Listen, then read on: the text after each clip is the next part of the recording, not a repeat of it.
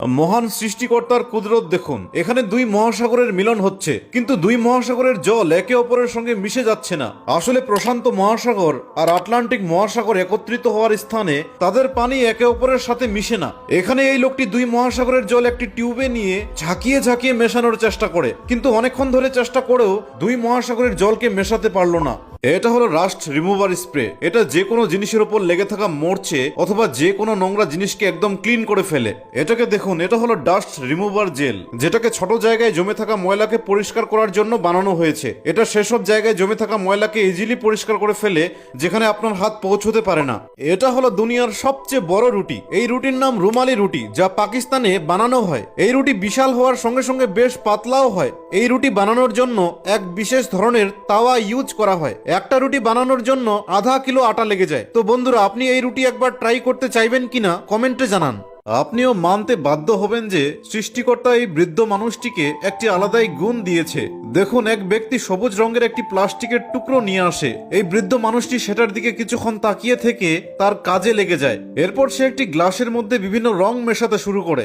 লোকটি দাঁড়িয়ে দাঁড়িয়ে বৃদ্ধ মানুষটির কাজ দেখছে। এরপর কালার মেশানো শেষ হলে যে রেজাল্ট বেরিয়ে আসে তা দেখে লোকটি অবাক হয়ে যায়। লোকটি যে প্লাস্টিকের টুকরোটি নিয়ে এসেছিল, বৃদ্ধ মানুষটি হুবহু সেই রকমই কালার বানিয়ে ফেলেছে। এরপর সে রংটি একটি স্প্রে বোতলে ভরে লোকটিকে দিয়ে দেয়। দেখুন, ইউরোপে এই ধরনের মেশিন নোংরা আবর্জনা পরিষ্কার করার জন্য ইউজ করা হয়, যেখানে অল্প পরিশ্রমে বেশি কাজ হয়ে যায়। ইউরোপের ফার্মগুলোতে এইভাবে পশুদের স্নান করিয়ে দেওয়া হয়, যেখানে তারা খুব ভালো মতো পরিষ্কার হয়ে যায়। দেখুন, ইউরোপে অলিগলিতে যখন এমন বরফ জমে যায়, তখন এই মেশিনগুলো ব্যবহার করে নিমেষেই রাস্তার বরফ সরিয়ে ফেলা হয়। ইথিওপিয়াতে ওমো ভ্যালি নামক একটি জায়গা আছে, যেখানকার বাচ্চারা এরকম লম্বা লম্বা লাঠি নিয়ে চলাফেরা করে। আসলে এরা বানা ট্রাইবেল লোক। এই আদিবাসী বাচ্চারা ছাগল ভেড়ার মতো পশু চারণ করে, তাই পশুদের ওপর নজরদারি করতে এইভাবে লম্বা লম্বা লাঠি নিয়ে চলে। তাছাড়া এই লম্বা নকল পা গুলো সাপের মতো বিষধর প্রাণীদের হাত থেকেও তাদের সুরক্ষা দেয়।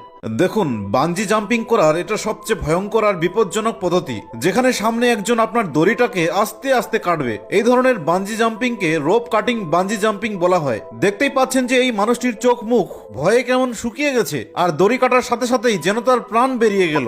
এটা হলো শিবিন, যেটাকে নদী, পুকুর, এমনকি সমুদ্রের উপর ভাসতে থাকা নোংরা আবর্জনাকে পরিষ্কার করার জন্য বানানো হয়েছে। আসলে এর ভিতরে একটা পাম্প থাকে, যা পরিষ্কার জলকে নদীতে ফিরিয়ে দেয়, আর নোংরা আবর্জনা এর মধ্যে থাকা একটা থলিতে জমা হয়ে যায়। ফলে যে কেউ এর ভিতরে থাকা নোংরার থলিকে খালি করতে পারে আর পুনরায় এটাকে ইউজ করতে পারে।